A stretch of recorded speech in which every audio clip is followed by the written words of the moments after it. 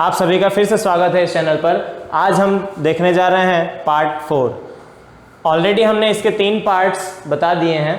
आज चौथे पार्ट में मैं आपको नए टॉपिक के बारे में सिखाने जाऊंगा और आज का टॉपिक है मैनेजमेंट एज अ साइंस। जैसा कि हमने पिछले तीनों पार्ट्स में मैनेजमेंट क्या है, मैनेजमेंट कैसे इंपॉर्टेंस है हमारे लिए और उसके कैरेक्टरिस्टिक्स हमने इस तरह से 3 पार्ट्स में 3 वीडियोस ऑलरेडी अपलोड कर दिए हैं और उन्हें देख भी लिया है।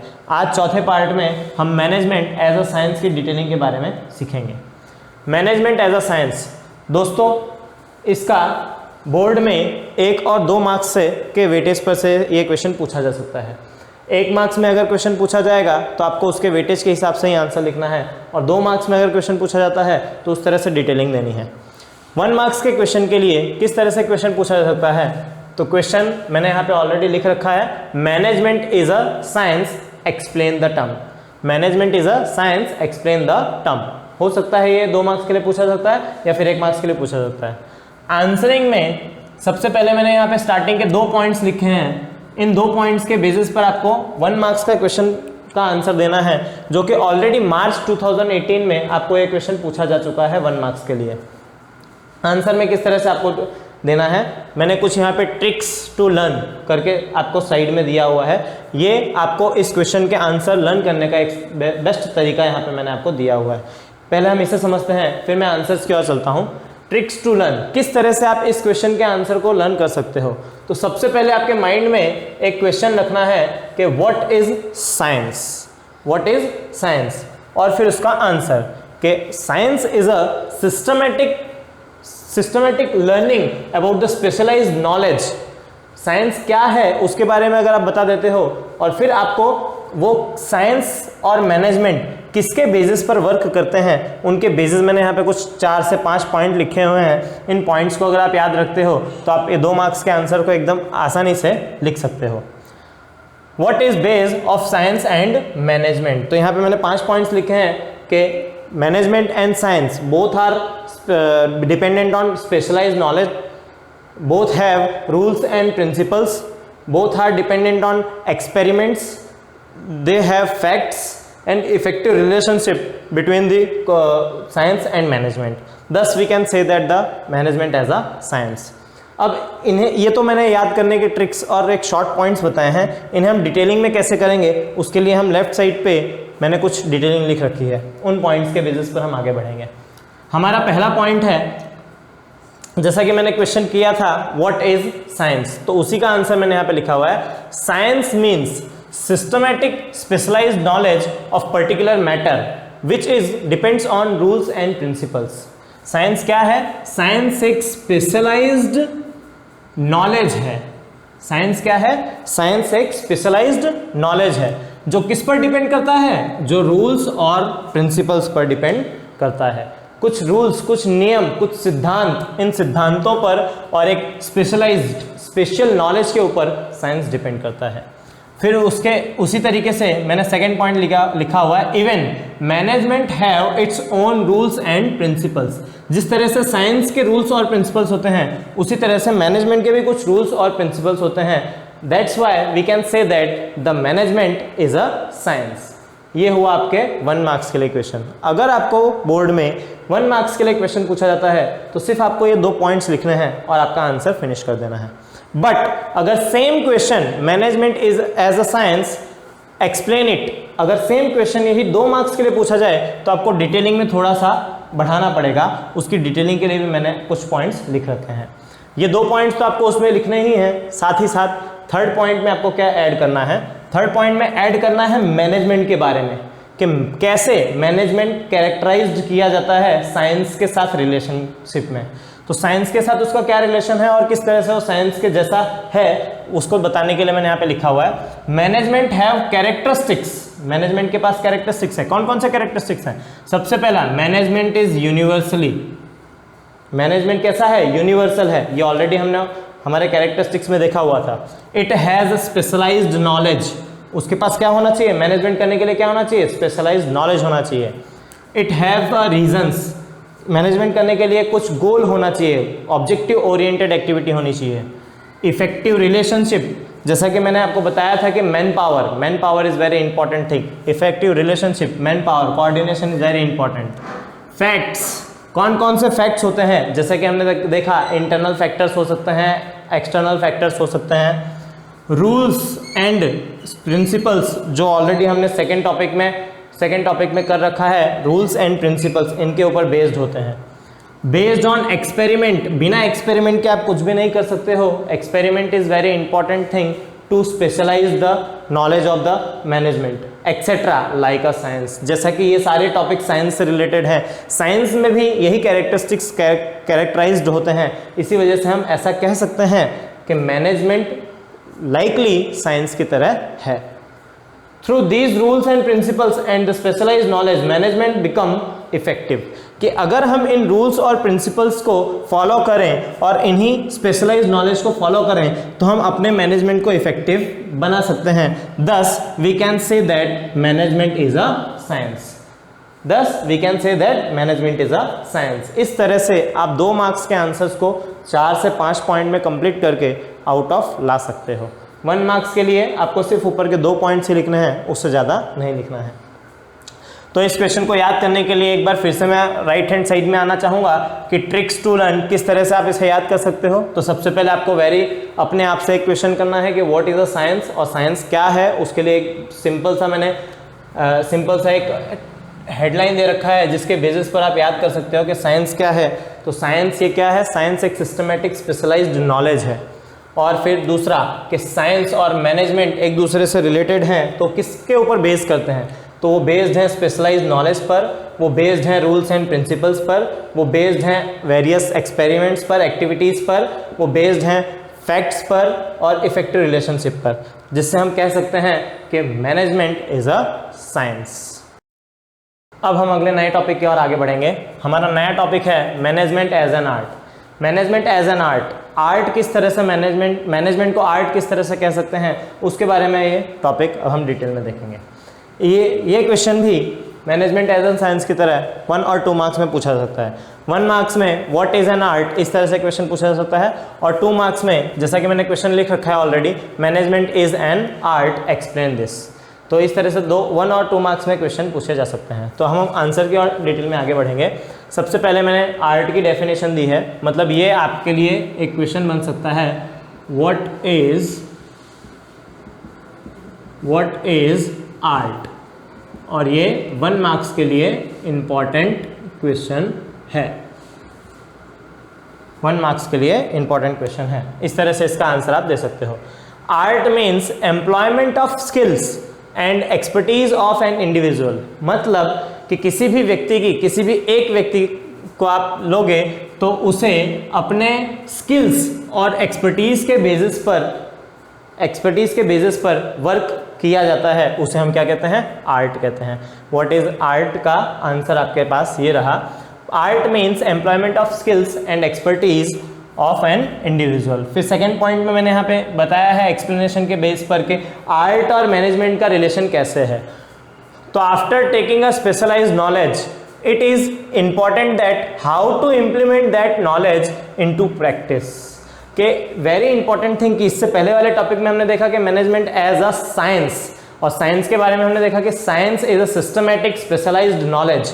तो उस स्पेशलाइज्ड नॉलेज को ले लेना ही काफ़ी नहीं है, परंतु स्पेशलाइज्ड नॉलेज के साथ साथ उस स्पेशलाइज्ड नॉलेज को हम प्रैक्टिस में कैसे ला सकते हैं वो देखना ज़्यादा ज़रूरी है, इसलिए आर्ट आया। तो आर्ट के बारे में और भी एक बातें हैं कि किस तरह से मैनेजमेंट के साथ उसका रिलेशन है। तो सबसे पहले मैनेजमेंट एक ह्यूमन एक्टिविटी है, जो हमने ऑलरेडी कैरेक्टरिस्टिक्स में देखा हुआ है।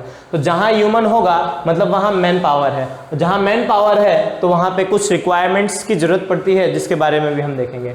तो man is a social animal.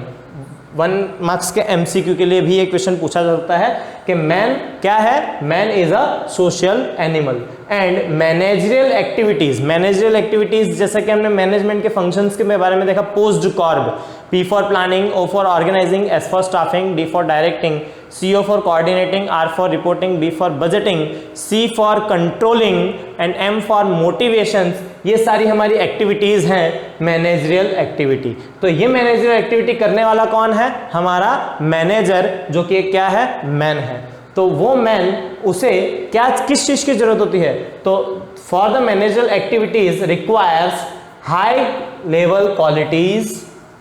High level qualities में क्या क्या इंक्लूड कर सकते हैं हम? प्रोफिशिएंसी, कितना वो प्रोफेशनली काम करता है, इंटेलिजेंस, कितना वो इंटेलिजेंट है बौद्धिक रूप से, मेंटली, क्लेवरनेस, कौन से डिसीजंस कहाँ पर लेने हैं, इस टाइप का क्लेवरनेस होना चाहिए। इस तरह से कुछ हाई लेवल क्वालिटीज होनी चाहिए। It is unique art that is required to implement this, कि अपने मैनेजमेंट में इंक्लूड होने वाले मैनेजरल एक्टिविटीज़ को कंप्लीट करने के लिए, फुलफिल करने के लिए एक मैन के पास, एक मैन जिसे हम मैनेजर कह सकते हैं, मैनेजर के पास उसकी इंडिविजुअल स्किल्स में प्रोफिशिएंसी होनी चाहिए, इंटेलिजेंसी होनी चाहिए, क्लेवरनेस होनी चाहिए, इस तरह के कुछ पॉइंट्स होने चाहिए जिससे कि वो अपने स्पेशलाइज्ड नॉलेज को व्यवस्थित ढंग से प्रैक्टिस में ला सके। तो कुछ इन पॉइंट्स की वजह से हम कह सकते हैं कि मैनेजमेंट इज एन आर्ट। यहाँ पे जॉर्ज आर टेरी ने एक स्टेटमेंट भी दिया हुआ है कि science teach one to know whereas art teach one to do. मतलब जो साइंस है, साइंस जैसा कि हमने देखा था अभी एक टॉपिक पहले, कि साइंस क्या सिखाता है? साइंस पता करवाता है व्यक्ति को कि करना क्या है, और where art teach one to do, करना कैसे है, काम कैसे करना है, वो हमें क्या कौन सिखाता है? आर्ट सिखाता है। It means science one to know, क्या करना है वो हमें कौन सिखाता है? Science. Where art teach one to do, कैसे करना है, कैसे इंप्लीमेंटेशन करना है, वो हमें कौन सिखाता है? आर्ट सिखाता है। इस क्वेश्चन के 2 मार्क्स आराम से मिल जाएंगे। इसको याद रखने के लिए यहाँ पे कुछ ट्रिक्स पॉइंट्स मैंने दे रखे हैं। ट्रिक्स पॉइंट्स में सबसे पहला क्वेश्चन मैंने आपको, जैसे मैंने मैनेजमेंट एज अ साइंस में पूछा था, वैसे यहाँ पर भी है, what is an art. What is an art में इम्प्लीमेंटेशन ऑफ स्पेशलाइज्ड नॉलेज, ये एक मैंने शॉर्ट डेफिनेशन ऑलरेडी क्रिएट की हुई है कि एग्जैक्टली हम आर्ट किसको बोल सकते हैं। तो इम्प्लीमेंटेशन ऑफ स्पेशलाइज्ड नॉलेज, जो आपने साइंस से स्पेशलाइज्ड नॉलेज गेन किया है उसे आप कैसे इंप्लीमेंट करोगे, उसे हम क्या कहेंगे? आर्ट कहेंगे। बेसिस, जैसा कि मैंने बताया था कि मैनेजमेंट और आर्ट एक दोनों की एक दूसरे से किसके बेसिस पर रिलेटेड हैं। तो यहाँ पे हम कुछ उनके स्किल्स के ऊपर से रिलेटेड हैं कि ये उनकी कुछ स्किल्स हैं जिनसे रिलेटेड मैनेजमेंट और आर्ट हैं, जैसे कि intelligency, individual skills, cleverness and proficiency. Thus, we can say that management is an art.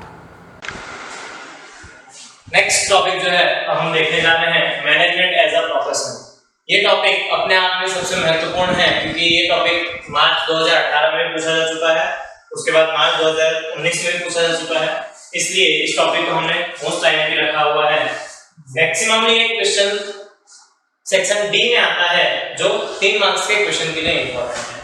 Management as a profession, इसका क्वेश्चन इस तरह से पूछा जाता है, management as a profession explain. इसके अलावा 1 मार्क्स में इसकी सिंपल डेफिनेशन भी पूछी जा सकती है, व्हाट इज प्रोफेशन, उसकी डेफिनेशन भी मैंने दे रखी है। इसके साथ साथ the characteristics of management as a profession भी पूछा जा सकता है अलग से, या फिर इसी भी टॉपिक में आप इसको एक्सप्लेन कर सकते हो। इसके अलावा 1 मार्क्स के लिए कुछ फुल फॉर्म्स मैंने यहाँ पे साइड में, राइट हैंड साइड में आपके वीडियो के लिख रखे हैं। ये सारे फुल फॉर्म्स इसके आईएमपी फुल फॉर्म्स हैं, जिसमें आईआईएम और एमबीए ये मैक्सिमम आईएमपी क्वेश्चन है जो कई बार पूछा जा चुका है, तो आपको इस पर भी ध्यान रखना है। तो चलो अब हम इस वीडियो में क्या समझते हैं कि मैनेजमेंट प्रोफेशन किस तरह से है। मैनेजमेंट यह एक प्रोफेशन है, तो कैसे हम कह सकते हैं कि मैनेजमेंट एक प्रोफेशन है? तो मैनेजमेंट प्रोफेशनली वर्क करता है, इसलिए हम ऐसा कह सकते हैं कि मैनेजमेंट प्रोफेशन है। तो प्रोफेशन, एक्चुअली प्रोफेशन क्या होता है, तो प्रोफेशन को अगर हम समझ जाएं तो मैनेजमेंट के साथ हम कंपैरिजन करने में आसानी रहेगी। तो मैनेजमेंट प्रोफेशन किस तरह से है, उसके लिए प्रोफेशन को समझना जरूरी है। तो प्रोफेशन के यहाँ पे एक डेफिनेशन है, profession is an activity where professionals are charge fees for the services which require specialised knowledge. Profession एक इस तरह की एक्टिविटी है, इस तरह की इकोनॉमिकल एक्टिविटी है जिसमें जो प्रोफेशनल्स होते हैं वो सर्विस प्रोवाइड करते हैं, they are service provider and they charge the fees to the client. वो अपने क्लाइंट से फीस चार्ज करते हैं, किस काम के लिए? जो उन्होंने स्पेशलाइज्ड नॉलेज ले रखा है, उस स्पेशलाइज्ड नॉलेज को एज अ सर्विस देते हैं। मैं एक एग्जांपल्स के लिए भी मैंने यहाँ पे कुछ लोगों के नाम लिखे हैं, जैसे कि doctors, lawyers, chartered accountants, teachers etcetera. जैसे कि डॉक्टर क्या करता है, डॉक्टर अपने स्पेशलाइज्ड नॉलेज के बेसिस पर आपकी हेल्प करता है, क्लाइंट की, पेशेंट की मदद करता है, बदले में उससे क्या चार्ज करता है, फीस चार्ज करता है। लॉयर भी इसी तरह से कुछ काम करता है, लॉयर जो है वो अपने क्लाइंट से फीस चार्ज करता है केस लड़ने के लिए। सीए, चार्टर्ड अकाउंटेंट भी अपनी अकाउंटिंग की सर्विसेज प्रोवाइड करके फीस चार्ज करता है। टीचर्स भी कुछ इसी तरह से काम करते हैं, टीचर्स भी अपने स्पेशलाइज्ड नॉलेज को स्प्रेड करके, एक्सपांड करके, सर्विस प्रोवाइड करके फीस चार्ज करते हैं। तो हम कह सकते हैं कि जो स्पेशलाइज्ड नॉलेज की रिक्वायरमेंट जहां हो और जहां पर अपनी सर्विसेज के बदले में फीस चार्ज की जाए, उसे हम प्रोफेशन कहते हैं। तो इसी तरह से मैनेजमेंट किस तरह से प्रोफेशन है, उसके लिए यहाँ पे हमारे टोटल 5 कैरेक्टरिस्टिक्स हैं, जिनको मैं वन बाय वन एक्सप्लेन करूंगा। तो हमारा सबसे पहला कैरेक्टरिस्टिक्स है कि रिक्वायरमेंट ऑफ स्पेशलाइज्ड नॉलेज। तो ये सबसे पहला हमारा टॉपिक है, रिक्वायरमेंट ऑफ स्पेशलाइज्ड नॉलेज, कि मैनेजमेंट में भी हमें एक स्पेशलाइज्ड नॉलेज की जरूरत होती है। जैसे कि मैनेजमेंट, जैसे कि हमने इससे जस्ट पहले वाले टॉपिक में हमने देखा था कि management as a science, management as an art. Science क्या है, एक स्पेशलाइज्ड नॉलेज है। आर्ट क्या है, उस स्पेशलाइज्ड नॉलेज को इंप्लीमेंटेशन किस तरह से करना है, ये बताता है हमें आर्ट। तो स्पेशलाइज्ड नॉलेज, जैसे कि मैंने कुछ एग्जांपल्स यहाँ पे दे रखे हैं फॉर डॉक्टर्स। जैसे कि आपको अगर डॉक्टर बनना है तो आपको स्पेशलाइज्ड नॉलेज की, कौन से नॉलेज की जरूरत होगी, आपको एमबीबीएस करना पड़ेगा या एमडी करना पड़ेगा। MBBS, bachelor of medicine and bachelor of surgery, इसका फुल फॉर्म भी यहाँ पर है। तो एमबीबीएस करके आप डॉक्टर बन सकते हो।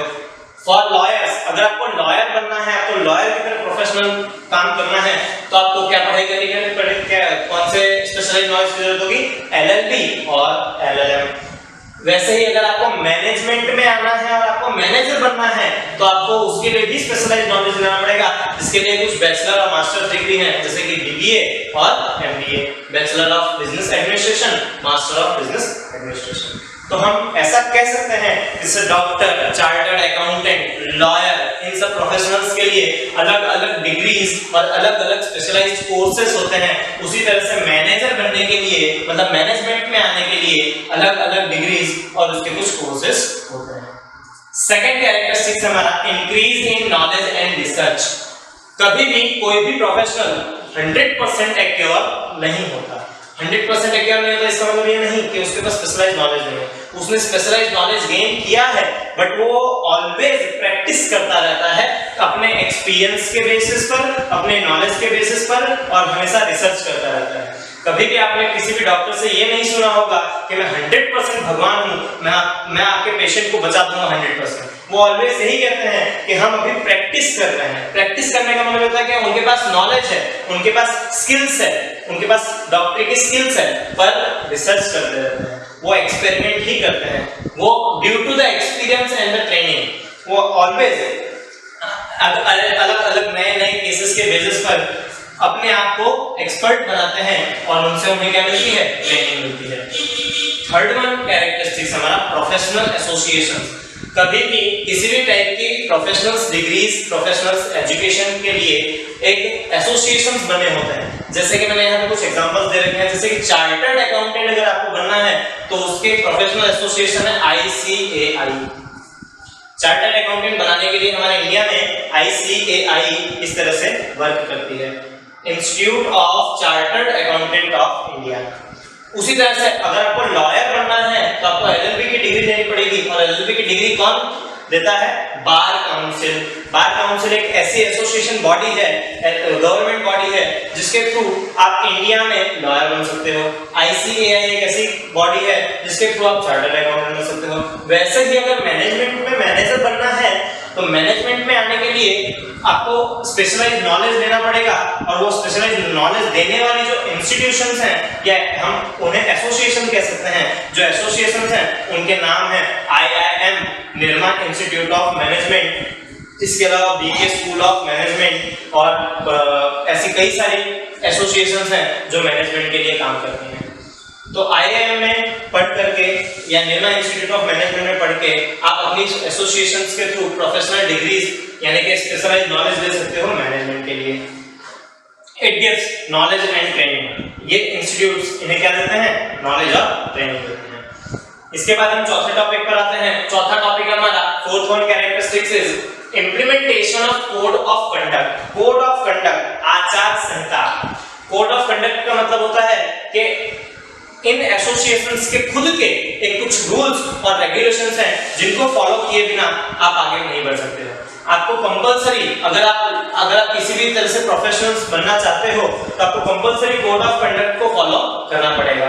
इन एसोसिएशंस ने अपने खुद के कोड ऑफ कंडक्ट का मतलब होता है एक टाइप का रूल और रेगुलेशन जिसके बेसिस पर अपने क्लाइंट से या अपने किसी जिसको हम सर्विस प्रोवाइड करते हैं उन सब से किसी भी तरह से हम धोखाधड़ी नहीं कर सकते हैं। इसलिए मैंने एक लाइन लिख रखी है कि मोरल एथिक्स, जैसे मैंने यहाँ पे पहले लिख दिया है मोरल एथिक्स, क्योंकि कुछ नैतिकताएं, कुछ moral ethics, rules and regulations as per the association, जो एसोसिएशन डिसाइड करेगा उसे हमें फॉलो करना पड़ेगा, compulsory, mandatory. That's why we can say that management is a profession, because IIM Nirma institute of management या मैनेजमेंट के जो प्रोफेसर्स हैं जिन्होंने खुद के कुछ कोड ऑफ कंडक्ट बनाए हुए हैं, प्रिंसिपल्स, रूल्स बनाए हुए हैं, उनको मैंडेटरी फॉलो करना पड़ता है। Fifth one is a moral responsibilities. जब हम प्रोफेशनल होते हैं तो प्रोफेशनल्स के कुछ मोरल रिस्पांसिबिलिटीज होती हैं। फॉर एग्जांपल, अगर आप चार्टर्ड अकाउंटेंट हो, जैसे कि मैंने यहाँ पे दे रखा है, चार्टर्ड अकाउंटेंट हो तो must be loyal to their clients. उन्हें अपने क्लाइंट्स के साथ लॉयल रहना पड़ता है, उनके साथ कोई भी धोखाधड़ी नहीं करनी होती है या उनके डेटास किस कहीं भी स्प्रेड फैलाने नहीं होते हैं। इस तरह की कुछ मोरल रिस्पांसिबिलिटीज भी कंडक्ट होती है। इसके अलावा अगर मैं कुछ और एग्जांपल दूं, डॉक्टर एक ऐसी प्रोफेशनल डिग्री है, चाहे उसका क्लाइंट उसका दोस्त हो या उसका दुश्मन हो, उसका इलाज करना उसकी एक मोरल रिस्पांसिबिलिटी है। तो इस तरह से मोरल रिस्पांसिबिलिटी के बेसिस पर हम प्रोफेशनल्स को तैयार कर सकते हैं। तो इन कुछ 4-5 जो मैंने कैरेक्टरिस्टिक्स आपको एक्सप्लेन किए, इनके बेसिस पर हम कह सकते हैं कि मैनेजमेंट एज अ प्रोफेशन, क्योंकि मैनेजमेंट में भी इन्हीं एथिक्स को फॉलो किया जाता है, इन्हीं प्रिंसिपल्स, रूल्स को फॉलो किया जाता है। उसमें भी स्पेशलाइज्ड नॉलेज, मैनेजमेंट के लिए भी स्पेशलाइज्ड नॉलेज की जरूरत पड़ती है। वहां भी ऑलवेज नॉलेज बढ़ता रहता है, रिसर्च बढ़ते रहते हैं। इनके लिए भी कुछ प्रोफेशनल एसोसिएशंस हैं जो इन पर वर्क करते हैं। कुछ मोरल रिस्पांसिबिलिटीज होती हैं जिन्हें हमें फॉलो करना पड़ता है। मैनेजर को लॉयल रहना पड़ता है हर एक के साथ। इस तरह से हम ऐसा कह सकते हैं कि मैनेजमेंट एक प्रोफेशन है। दोस्तों, अब इन वीडियोस के बेसिस पर ये 1 मार्क्स के आपको जो कुछ फुल फॉर्म्स हैं ये भी याद रखना है, क्योंकि यहाँ पर इस टॉपिक में आए थे, इसलिए मैंने यहाँ पर बताया है कि 1 मार्क्स के लिए कुछ फुल फॉर्म्स हैं, जिसमें से most timely full forms MBA और IIM। इसके अलावा मैनेजमेंट एज अ प्रोफेशन अपने आप में एक इंपॉर्टेंट क्वेश्चन है 3 मार्क्स के लिए, सेक्शन D। जैसे कि मैंने आपको फर्स्ट लेक्चर में, फर्स्ट वीडियो में ही बताया था कि इस टोटल चैप्टर का वेटेज 10 मार्क्स का है, जिसमें से 3 मार्क्स में 2 क्वेश्चन आते हैं। तो उसमें से एक क्वेश्चन आप इसको आप मैंडेटरी मान के चलिए कि ये मोस्ट आईएमपी क्वेश्चन है। Thanks for watching this video. अगर आपको कोई डाउट या कोई क्वेश्चन है इस टॉपिक से रिलेटेड तो आप हमें नीचे दिए गए स्क्रीन नंबर पर व्हाट्सएप कर सकते हैं या मेल कर सकते हैं। इसके अलावा इस टॉपिक से रिलेटेड जो स्क्रीनशॉट हमने वीडियो के एंड में रखा हुआ है उससे भी आप लिख करके देख सकते हैं, जो आपकी हेल्प के लिए होगा। अगर आपको ये वीडियो अच्छा लगा हो तो इसे लाइक करें, शेयर करें, कमेंट्स करें और सब्सक्राइब करें। Thank you.